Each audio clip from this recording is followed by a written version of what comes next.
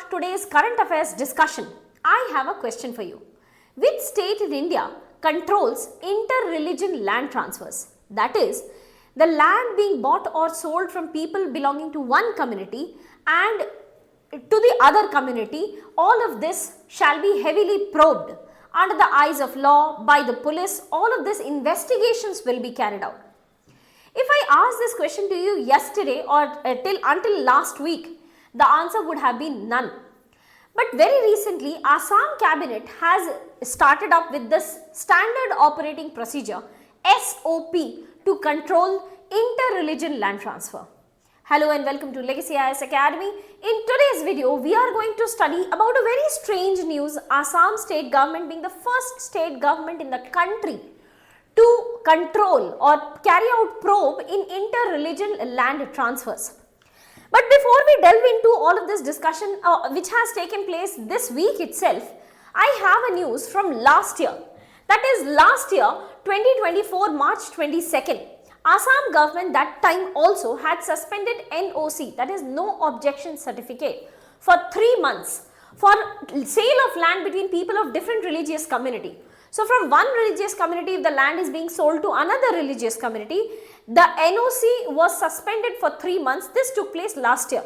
So this was not a permanent move. This time, when it has been introduced this week, it has been permanently suspended, or not suspended is not the right word. The probe, the investigation shall be carried out. And the investigative procedure is so overwhelming that ultimately by the time the person who is selling off might not be alive to see that the land is actually sold off. So coming to the news, Assam state government has granted this approval to the new standard operating procedure. We will be right now going through what is this standard operating procedure, what is the procedure exactly.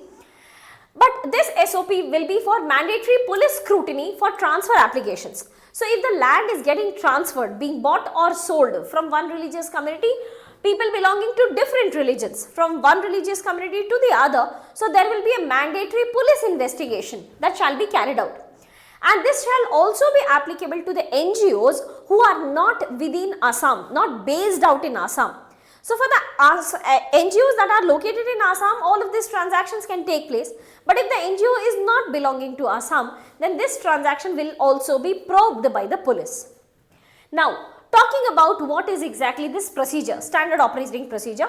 So once the request, the application has been submitted that the land has to be transferred and the application has reached the SDM office, subdivisional magistrate's office. So from SDM's office, this will be forwarded to the DC's office. And DC, after checks and verification, will be handing it over to the revenue department of the state government.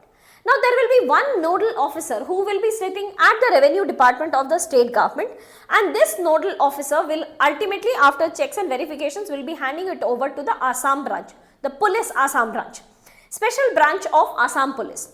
So this is where we were talking about the overwhelming procedure. The overall procedure for transfer of application will pass through so many desks that we do not expect that it will be easily bought or sold from one religious community to the other religious community. Now, which community are we talking about? This also has been partially hinted by the Assam CM.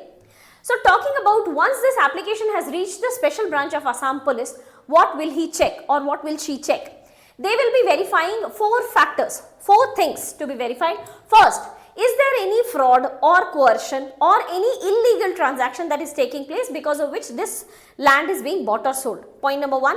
Secondly, what is the source of money?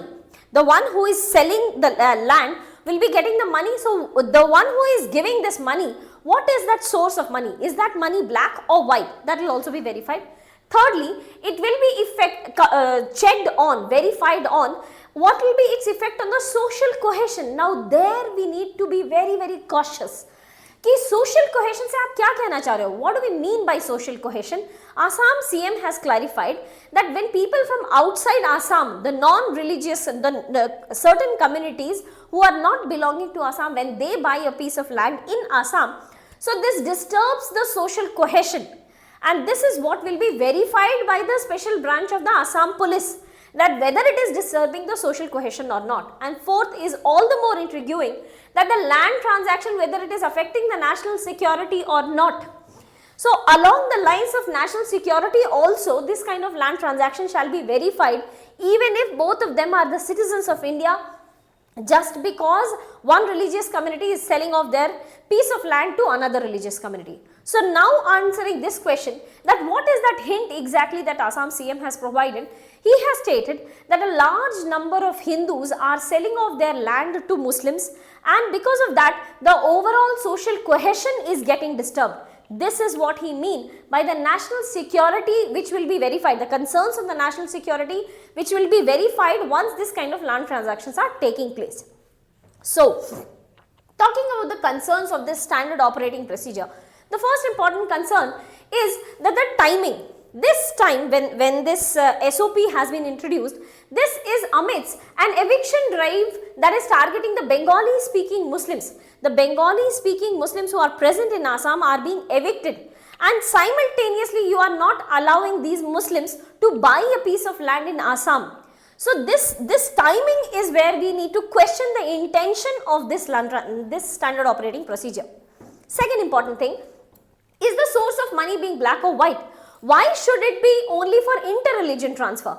The verification whether the source of money is black or white, or whether the transaction is coerced or illegal or fraud transaction, why should it be verified only for inter-religious transactions? Why not for the same religion transaction? Why should it not be verified whether the money is black or white for the same religious community, Hindus transferring their land to Hindus, Muslims transferring their land to Muslims, or irrespective of any religion, people belonging from any religion selling off their land to another religion, why should it not be verified? Third, it is obviously violative of Article 14 as well as 15, wherein equality is getting compromised. Let's see if this case also ends up in Supreme Court and Supreme Court comes up with some kind of decision. But as of now, Assam state government, the cabinet has given approval to such kind of standard operating procedure. With that, we come to the end of this topic. If you have any doubt, please do let us know in the comment section below. Thank you so much and all the very best.